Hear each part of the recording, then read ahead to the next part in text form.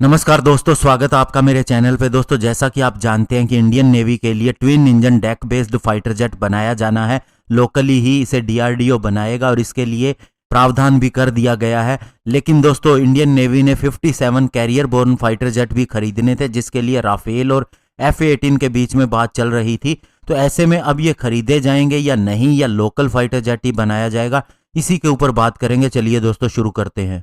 दोस्तों, यूएस ने अब 2+2 मीटिंग के दौरान इंडिया को फिर से F-18 सुपर हॉर्नेट का ऑफर दिया है और ये इसके ब्लॉक 3 वर्जन का ऑफर दिया गया है, जो सबसे लेटेस्ट है। और अब ऐसे में जब इंडियन डिफेंस मिनिस्ट्री ने ऑलरेडी एडीए यानी एरोनॉटिकल डेवलपमेंट एजेंसी को कहा है कि वह इंडियन नेवी के लिए twin engine deck based fighter jet के ऊपर काम शुरू कर दे, तो ऐसे में ये 57 फाइटर जेट जिसे हमें खरीदना है काफी लंबे समय से, अब आगे बढ़ेंगे या नहीं, ये भी संशय दिख रहा है। और अभी दोस्तों, जो revised carrier borne fighter jet की रिक्वायरमेंट है वो 20 फाइटर जेट तक जाता दिखाई दे रहा है, जो पहले 57 फाइटर जेट के लिए था। और नेवी के लिए भी ये मुश्किल होगा कि वह मिनिस्ट्री ऑफ डिफेंस से 20 फाइटर जेट के लिए अप्रूवल करवाए। और साथ ही एक ऑप्शन बनता है कि वह और ज्यादा 20 से ज्यादा MiG-29K फाइटर जेट खरीद ले, तो वो भी नहीं हो सकता, क्योंकि नेवी ऑलरेडी जो उसके पास 45 पुराने रशियन MiG-29K है उनसे इंप्रेस नहीं है, और इसे भी वह 2034 तक रिटायर करने की सोच रही है। और इससे पहले यह भी खबर आई थी कि इंडियन नेवी कम से कम 80 से 100 twin engine deck based fighter jet खरीदेगी, जब तक ये प्रोग्राम क्लियर नहीं हुआ था। और इंडियन एयरफोर्स ने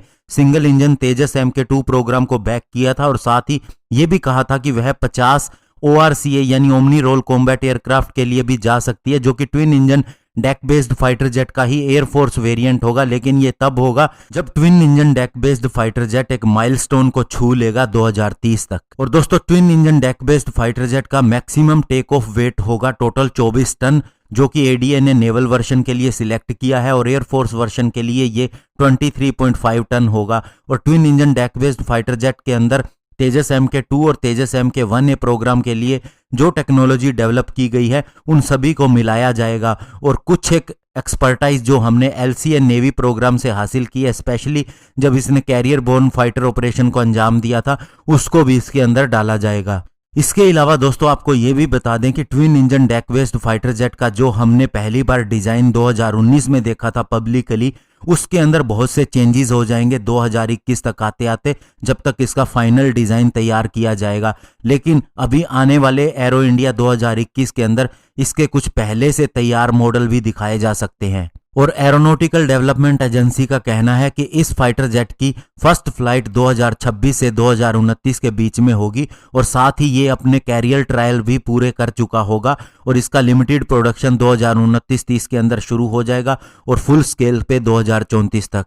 और साथ ही दोस्तों, twin engine deck based fighter jet की टेक्नोलॉजी को 5th जनरेशन ईरा के अंदर एडवांस रखने के लिए इसके अंदर कुछ एक ऐसी टेक्नोलॉजीज भी डाली जाएंगी जो हमने 5.5 जनरेशन के AMCA फाइटर जेट प्रोग्राम के लिए डेवलप की हैं, जैसे कि दोस्तों diverterless supersonic inlet, deflector radar signal, AI based automated take off. इसके अलावा एयरक्राफ्ट कैरियर पर लैंडिंग के लिए इसके अंदर उत्तम AES से फायर कंट्रोल रडार भी दिया जाएगा, जो कि स्पेशली नेवल ऑपरेशन के लिए तैयार किया गया है। और साथ ही फ्यूचरिस्टिक मिलिट्री सिस्टम जैसे कि डायरेक्टेड एनर्जी वेपन भी इसके अंदर हो सकते हैं। धन्यवाद। जय हिंद।